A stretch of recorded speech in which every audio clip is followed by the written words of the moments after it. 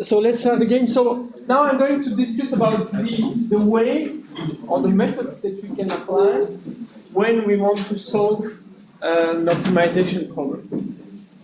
So for this, the first thing that we have to do is to understand what is, how do we state the optimization problem, and then how do we define which kind of method do we need in order to solve the optimization problem.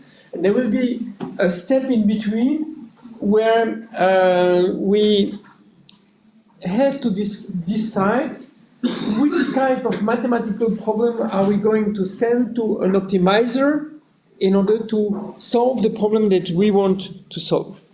So what are the key components that we have? So on the one hand, we have a model. And the model is made of a list of equations that I have just shown. So mainly the mass and energy balances, plus the modeling equations of the different units, so the COP for the heat pump, heat transfer for the heat exchangers. But I must admit also that there is another type of equations that I'm going to add, which are defining the context. Okay? Which is, for example, I would like to solve a problem where there is no gas turbine.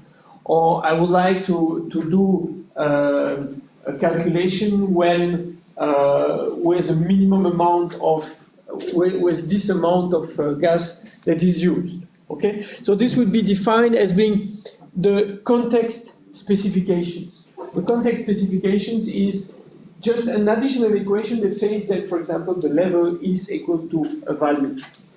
Okay? So this will be the context specifications. So now, if I'm considering that I have a list of equations, it means that I can define, I can calculate the number of those equations.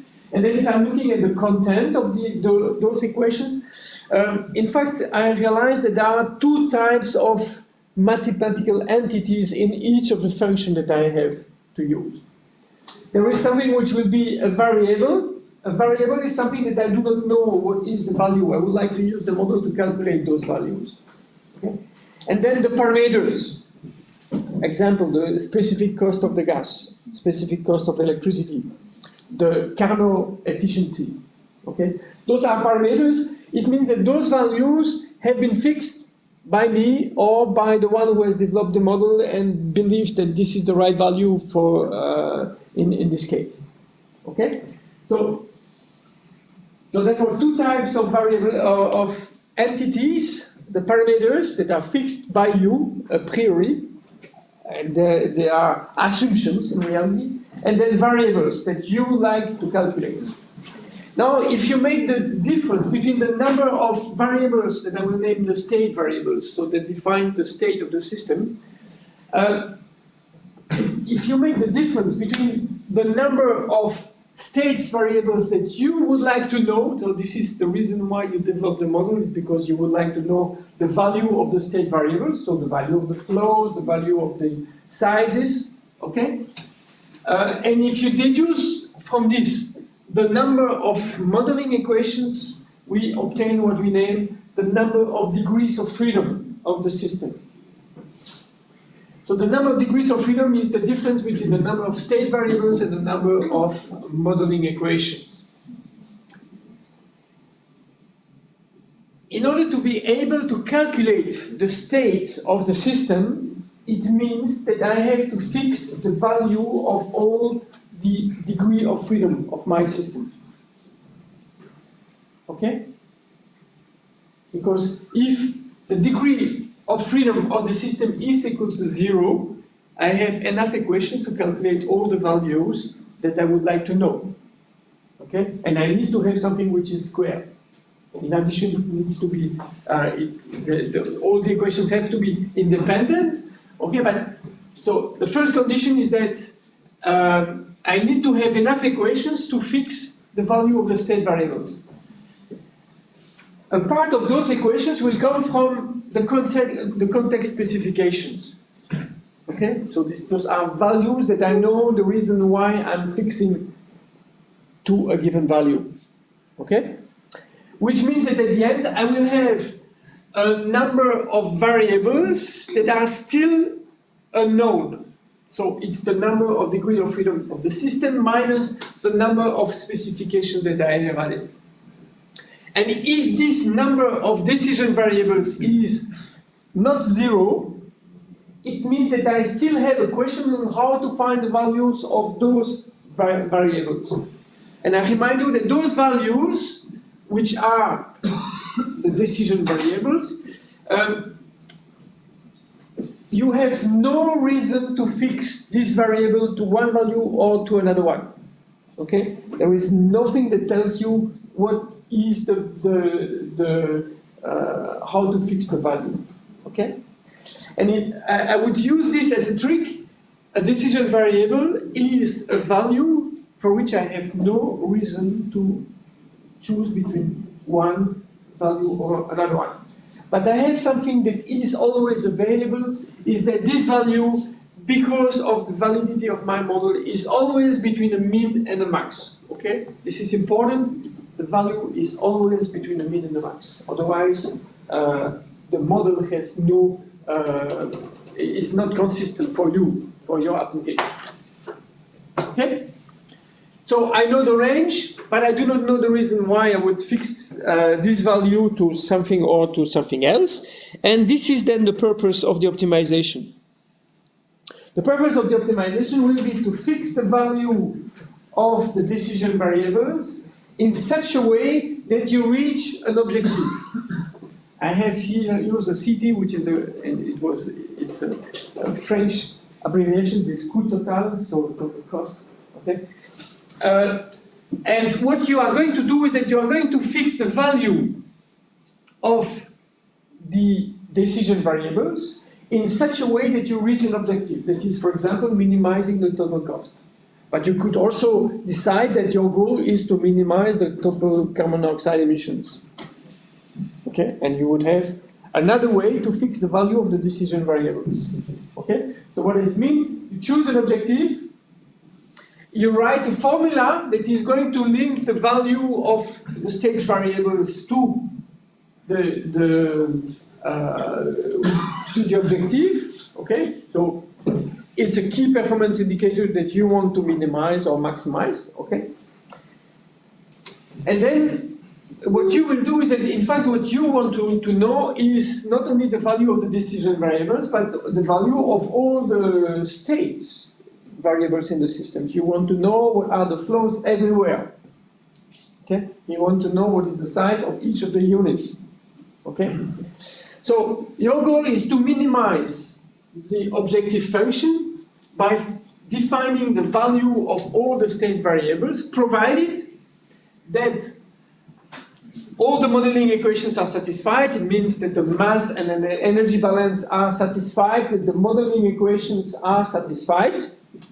All those values, functions here, are functions of parameters that you have predefined, to which you are going to add all the context specifications. So you are working in Switzerland with a given temperature outside and not in Abu Dhabi. So the model here is also valid for Abu Dhabi, so this one, okay?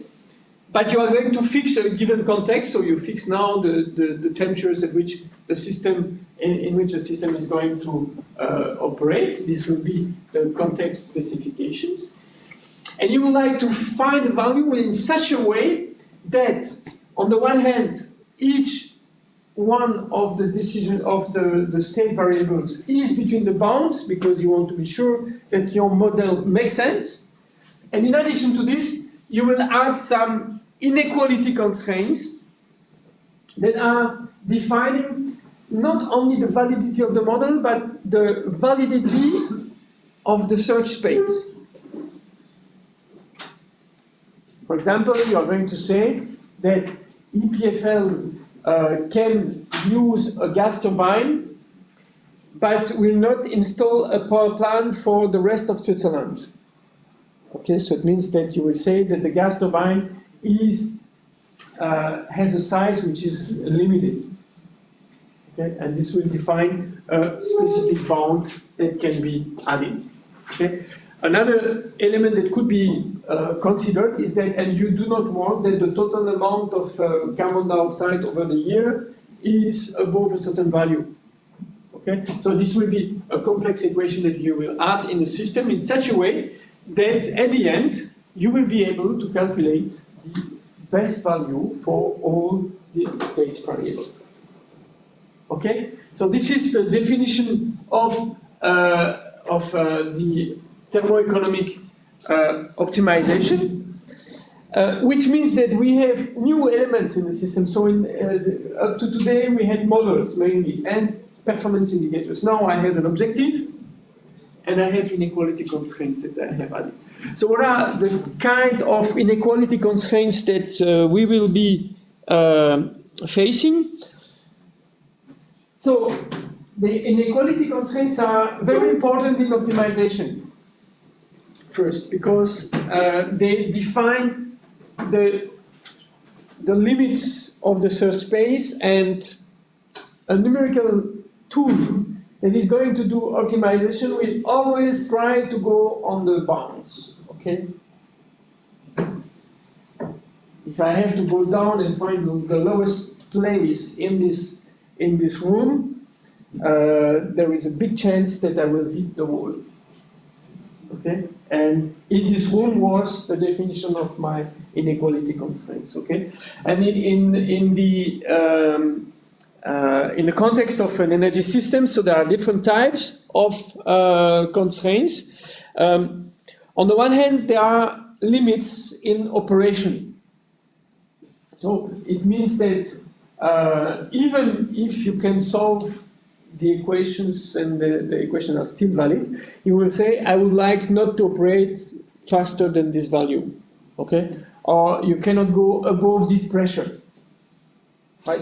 So those are inequality constraints that defines operating limits. Sometimes it also represents safety conditions. I don't want to have a higher concentration than this one in this fluid. There are also other constraints that will come from regulation. So, for example, the regulation will tell you that you cannot go above a certain amount of NOx in the flue gases of the gas turbine. So it means that there is no need to operate the gas turbine at the higher level if it produces more NOx. Okay, so limits from the regulation. In the case of EPFL, for example, there will be a limit on the temperature at which you can send back the water to the river. Okay, so it cannot be higher than a certain temperature and it cannot be lower than a certain temperature. Okay, just from the regulation point of view. You can also have market limits. So it means quality that is imposed if you have to make a product, for example. In the case of the EPFL energy system, one could, for example, imagine that we are going to produce methane out of the organic waste that we can collect around, for example.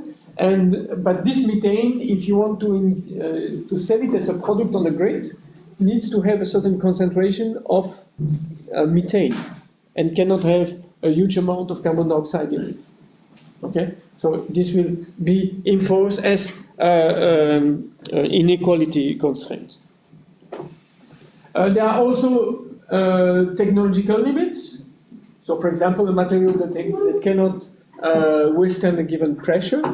This would be a possibility. The validity of the models, which prevents calculating numbers that have no signification for an engineer. And then there are, we have also to recognize that there are two types of bounds. There are the hard bounds and the soft bounds. So the hard bounds are the one that are going to prevent the model to crash. Okay. For example, a flow needs to be higher than 0 and not equal to 0 because or the temperature difference in the heat exchanger has to be bigger than 0. If it is equal to 0, the model is going to divide by 0, and you will receive just an insult from the computer. Okay, and it is always frustrating because when you are solving an optimization problem, you are exploring a space. So if you are exploring a space and then you just hit the wall and then you cannot restart anymore because your leg is broken, you are frustrated. Okay, so it means that you have to prevent it, and you will prevent it by saying, okay, you can search in this space, but you cannot go in this place. Otherwise, there will be a crash. So this is a hard constraint. And another constraint that can happen is the soft constraint. It means that it's not difficult to go outside the room. Okay, I will still survive if I'm going here. I will not fall here. Okay, so I will still continue to live. But my purpose was fine in this room. Okay, this would be a soft constraint. So it means that if I have to go from there to there to find where is the lowest point, and if I have to go outside the room to go in the lowest point there and come back with the other door, okay, this is possible. The model will not crash. Okay, so this is what is named soft constraint. So there are also different types of problems for the optimization. So when we have been stating the problem of the optimization for EPFL, the first thing we have said, okay, we would like to minimize the cost of heating EPFL. So it means minimize the operating cost. And as soon as you would have decided which one of the unit you have installed, then in fact there will be someone in the control room that will have to solve this problem on a day-to-day basis, or even on a second-to-second basis. Okay? Decide how you operate the system in such a way that you minimize the operating cost now and in 1 hour. Okay? The problem is becoming a little bit more complicated if you have to decide to start or stop the unit. So I have introduced the integer variable that is saying, okay, do I operate or not? Okay. In reality, when you are operating the system, you can also be facing the problem. Do I start this heat pump or not? And you have 5 heat pumps in front of you, and they do not have all the same size. So it means that you have to have a strategy to decide to start which one or the other. So this is an optimum operation strategy. And as soon as you have, in addition, and especially when you have storage tanks, okay, there is another problematic is that you do not only to decide which one you start, but you have to decide for which purpose you start it. And I can start the heat pump because the sun is shining, and because I know that I will be able to store the heat in a tank that can be used later on to supply the heat requirements of the system. So in this case, I will have to decide not only if I'm starting or not, but for which purpose. So I need an horizon of operation, because I can start a unit because I know that I will need it later on. Okay? So this is the scheduling system. Now, when we are looking at system design, then we are going to add another dimension to it, is the decision of investment. So what is the best size? In this case, I'm going to look at the total cost of the estimated yearly cost. And in this case, I'm going at the same time to decide which one of the unit I'm going to buy and what will be the strategy or even the scheduling method that I'm going to use in order to operate the system. And I will have an estimation of how much it will cost if I'm buying the unit. You can also then, in addition to just define what is the unit size, you can also decide the configuration of the system. Do I place this heat pump before this one or after this one. Okay, so this is another type of problem where you have to decide the structure of the system. And the last one is the more complex one and is officially the one that you will have to solve. Okay? The reason for this is that typically we are not working in a green field. So we are not starting from scratch. So if I have to change the heating system of EPFL, so I know first that the students need to be heated in the winter. So it means that I will have to be smart in renewing the system, but not replacing everything in over 1 year. So I have to make a schedule of what, when, and how, what do I invest. And then I will try also to reuse all the equipments that are already there, because there is no need to buy something that is already there. But it's possible that what is already there has not exactly the exact size that I need. Okay? And I will have perhaps to add an investment to make it just at the right size. But in this case, so this is what we name the retrofit problem, is a problem that is quite complex because I can decide even to take the heat exchanger that is there and use it for this purpose there, in another place. Okay? And perhaps buy a new one there. Okay? So the problem is really complex in this case. Okay? But it's also an optimization problem because as soon as I'm choosing one unit, the operating conditions are going to change and the heat pump is going to change, the conditions under which each unit will be used will change, and even the scheduling will be affected. Okay? So those are the different types of problems that can be solved by optimization. So now, how do we state the optimization problem? So I have, on the one hand, an engine that is giving me the value of the objective function as a function of the state variables and the decisions that I have to take. And on the other hand, I need to have a mathematical engine, and I will present the types of mathematical engines that we can have, that is going to help me in choosing the value of the optimal value of the decision variables. So there are different strategies to state the problem. And the first one is to use what we name the black box method. So what is the black box method? Is a method in which I'm going to choose the decisions variables that I have. Okay? And I'm going to say that if I know the value of those decision variables, so for example, the size of the gas turbine and the operating conditions of the gas turbine, I will be able to calculate all the states of my system. Okay?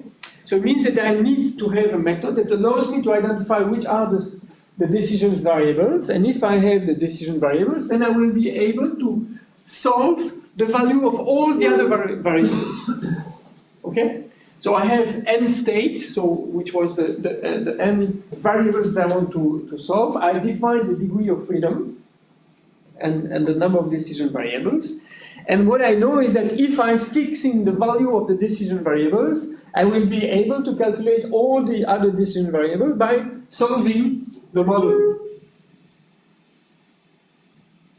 Okay? I'm solving the model, and you have learned how to solve a set of nonlinear equations in different ways. Okay? You have learned how to solve a set of nonlinear equations, which means that you will be able then to calculate the values of all the state variables. You send back to the optimizer for this set of values of the decision variables. This is the value of the objective function. And the mathematical engine will tell you, okay, then try with this value until I'm converging towards the minimum value of the objective function. And at the same time, as I have the status, I know all the state variables, I will be able to calculate the value of the inequality constraint. So I will know the range in which how good I am in the range of my state variables. Okay? So this is the black box method. The black box method was, for example, used when if I have to calculate the heat exchanger area for the heat recovery out of the airflow. In fact, what I can do is that I can see that as soon as I have fixed the value of the temperature difference here, I can calculate the different elements of the system. So if I know this one, if I know this temperature difference, as I know this temperature here, I will be able to calculate this one. If I know the heat load, so this is the heat load, if I know the heat load, I know as well the amount of money that I will have to pay to compensate what is not preheated. Okay, so I have the OPEX. And if I know the heat load and I know the temperatures, I can calculate the heat exchange area. And if I know the heat exchange area, I know the investment that is associated. And if I know the investment that is associated, I have the CapEx. And therefore, I have the total cost. And the black box approach will do the following. I'm going to give a value for the delta T. I'm going to apply the model to calculate the total cost. And I'm going to send it back to the optimizer. And the optimizer is going to give me a new value of the delta T until it will find the minimum value of the total cost. Okay? So this is a black box approach. The optimizer, yeah? How does it know that it's not a local minimum and the global? This is a very good question. Typically, it does not know. Okay? So, either you make an exercise to be sure that the problem is convex, so that there is only one minimum, or you solve it in a mathematical, numerical way. So it means that you start from different points and then you see if you obtain always the same value. Or you rely on your knowledge. Of course, in this case, the value of the delta T is between 10 and 0.1 and 1. Huh? Okay? And if I have this, then I know that the chances that there is more than one optimum is very low. In this case, the problem is complex, I can tell you. Okay, but you're right. So it's important to be aware that there is more the possibility of having more than one optimum. I will discuss this later when I will discuss about the methods for solving the optimization problem. Okay, so this was the black box strategy. So the black box strategy defined in a mathematical form. You define the set of decision variables. This is the first step. Then you have a calculation engine that is going to solve the values of all the remaining degrees of the decision variables, based on the value of the decision variables. Okay, and so this is done by solving an n by n problem, and then you go back to the optimizer that sees only the decision variables. It does not see the other one. Okay, so it has a very small amount of variables to solve. It uses a very small amount of decision variables to solve the problem. So this method is quite easy if you are able to define the solving procedure and the list of degrees of freedom. There are a lot of different types of methods that can be used in order to solve the problem. It can be robust because each time you send a set of decision variables, you have a solution. So it means that you observe the solution space at the same time as you look for the optimum. So you learn from the model by using this. Which means also that if the system is telling you, I cannot find an optimum because it's flat, you will know it. Okay? And however, there are two drawbacks. The first one is that you have to identify the decision variables, and sometimes you have a lot of degrees of freedom, so a lot of decision variables, and it's not so easy to extract the limited amount that works well. The inequality might be difficult because the only one that the system will handle in a very easy way are the bounds that apply on the decision variables. If you have a bound on any state variable, it becomes nonlinear for the system, and it might happen that the system will have problems in finding something which makes sense for you. So soft so the internal inequality constraints can become hard constraints for the model validity, and therefore the system will say impossible to find a solution. And then another dimension that is important is that as we have decomposed the problem, when we will go back to the optimization domain, the optimization will have also to find the direction. So it means that it is going to calculate derivatives. And it will calculate the derivative by solving a nonlinear set of equations.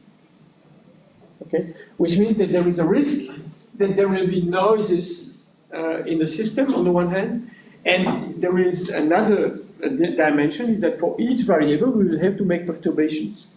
So it means that we have to solve a lot of set of nonlinear equations there.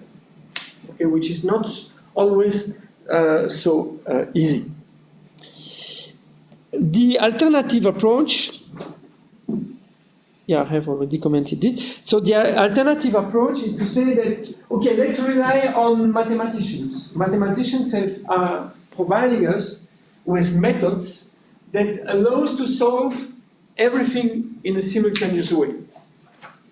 Okay, what does it mean? It means that now I'm asking a mathematical entity, a solver, I'm giving the whole list of all the variables that I would like to know. I give to the system the whole list of all the equations that I have, being the equality or the inequality, meaning also that I'm giving the derivatives for all those equations, and I'm going to ask the optimizer to find the value of all the state variables that satisfies all the equations at the same time. Okay? So, this can be done as well for the simple example there. So now I'm not going to choose delta T or whatever. I will just write equations. I will say that the heat given by the air that is entering the system, received by the air entering the system is equal to the heat exchange. The heat that is delivered by the air that is leaving the system is equal to the heat exchange. The operating expense is a function of the temperature that I have reached here and the target temperature. The heat exchange area is a function of the heat exchange that I have here. This is a parameter, and the TLM is calculated because I know all the temperatures there. Okay? So the only thing that I'm doing here is that I have tried to move my screen, is that I have calculated, by knowing the R, I can calculate the investment, so I have the capex, so I can calculate the total cost, and I'm going to say, okay, I give you all the variables in the system, being all the inlet, the outlet temperatures that are unknown. I am giving you you have to calculate the heat exchange, the area, etc. I'm fixing some parameters, and I let the optimizer find what is the minimum, the best value of all the decision variables at the same time. So I have not selected the delta T. It's not in the list, in fact. I have to calculate everything at the same time. And if I have a mathematical entity that is going to solve the problem, then I will be happy. So it means that the problem appears to be much simpler, because now I just have a formula in which I have a set of equations that needs to be set to 0 by a mathematical engine that is going to calculate what is the value of all the state variables that satisfy all the equations and the conditions of optimality. The consequence of it is that it's very easy to handle constraints, because this is handled by the optimizer directly. it's really flexible because I can just change the definition of, I can switch from one specification to another by just changing the list of constraints. It can be very efficient if, when we are using online, if we want to use it online, okay? So for example, for operating, defining the operating conditions, it can be very efficient in computing time if it is well initialized. And something which is important, you do not have to decide which are the degree of freedom. So the system is going to look at the list of equations, is going to look at the list of variables, and is going to solve the problem. Okay? And I will show you next week how to do it. It's also quite easy to define what are the soft and the hard constraints. But most of the time, there is one drawback, especially if the set of equations is nonlinear, is that you need a good initial point. And typically what you will do is that you will solve the problem using a black box approach to have a good initial point. Okay? This is perhaps a drawback. If the system is not finding a solution, so it means that it is not able to prove that it is at the optimum, it will stop and you will have nothing. Which is also a drawback because it means that you will have spent time in front of your computer waiting for a solution that is not going to come, and you will have no indications of the reason why it is not coming. So it means that the system is a little bit more complicated when you have problems of convergence. And then another difficulty there is the fact that you are treating all the values and all the variables and all the equations at the same time. So it's like when you have to solve an n by n set of equations, scaling of the variables and scaling of the equations will be important. Okay? Because every entity needs to be compared and is treated by the same mathematical entity. And the last part, which is perhaps what the people or the students do as an error, is that they believe that they just have to push the button. Okay? I'm giving you the list of variables, I'm giving you the list of equations, solve and give me the results. Right? It's not always so easy. Okay? If you do not get an answer, it's not because the mathematical system is not working, it's because the problem is not well stated. You are responsible for non-convergence. I just tell you a story. Last year there were one student who was complaining that sometimes the system does not converge. When I'm pushing the button, the start button of an engine, it always starts. Okay, that was the remark. The reality is that you will find a solution if the problem is well stated. So if you define the right bounds, if you give a good initial point, and if the problem makes sense, the system will find a solution. And this is also the method that you are going to use to solve the MILP problem, because the mixed integer linear programming problem for the whole system is applying a simultaneous approach. Yeah. You said that you need to do this mostly in the initial point, so you do a black box black box method first. But then the black box method doesn't get the absolute optimal solution. And this one. Yeah. So what I'm saying that you will. So first, it will depend on the types of problems. Okay. If the problem is linear, there is no risk. So there is no need to do this initialization approach. If the problem is nonlinear, then you will need to initialize. Okay? And sometimes, I'm not saying that you will have to do it always, but sometimes you will use the first part of the black box approach. So it means that you will, if you go to the black box strategy here, so what you will do, you will try to find the decision variables that makes the system solvable here. And you will use it. But you will use a simultaneous approach in which you will add the specification equations. Okay? But you will do it by following this reasoning, identifying the decision variables. So what can I fix in order to make the system solvable. And as soon as I have one set of state variables that is solving the problem, then you go into the simultaneous approach and the problem is going to be solved.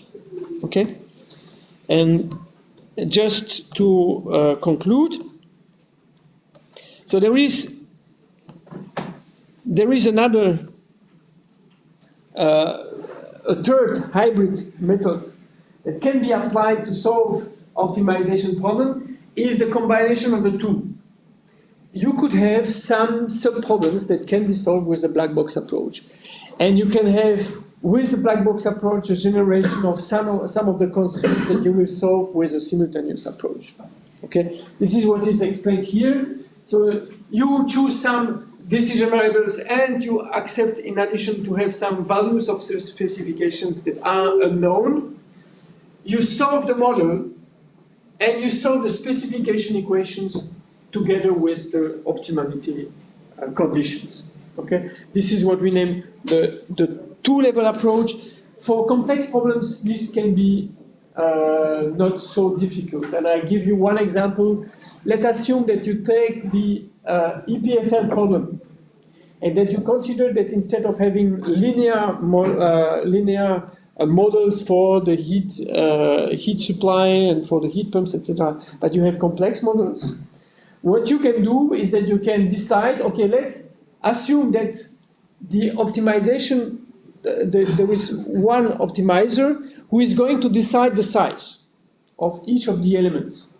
Having decided the size of the different elements, you can calculate the operating conditions for each and all the parameters to solve the operating cost, minimum operating cost problem. So it's like if you have one team that is operating the system when they receive the units, and another team that is going to decide what are the units to be bought. Okay, and in this case, what you will do is that you will decide the size, ask an optimizer to solve the list of the operating cost, so minimum cost for the given size. And then the top optimization, which will be here, will then define what is the best size of each of the units, knowing that you receive from here, from the model, the value of the best operating conditions. Okay? So in this case, you could then solve the problem in two stages. Okay. So this is the conclusion of my talk today. So do you have questions? So this afternoon you are going to use the mixed integer linear programming model with the assistant. Okay. My goal is that you learn how to use the models and to apply it, so that you will see that if something is not well stated, the problem is not going to converge.